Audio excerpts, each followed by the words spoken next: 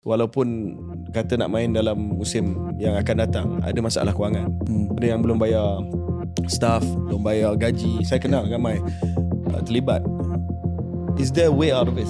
Kelab-kelab kalau ada bajet 80 juta, dia spend 90 juta on gaji saja. Dia support Persib Bandung because Persib Bandung is a part of their identity.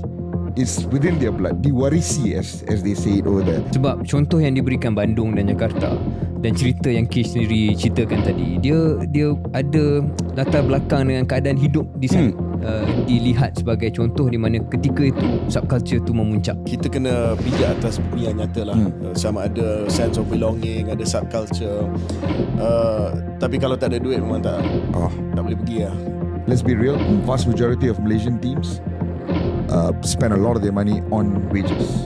Sejauh mana Kish tanggungjawab tu jatuh pada MFL sebagai badan kawal selia? Adakah Kish rasa bila MB tu ataupun istana suka dan minat kepada bola sepak, maka ia boleh berjaya? The culture has never been untuk kita membina satu team yang sustainable untuk generate, untuk bina succession planning, for example. Are you talking about football or politics? I'm talking about football. I'm talking about football.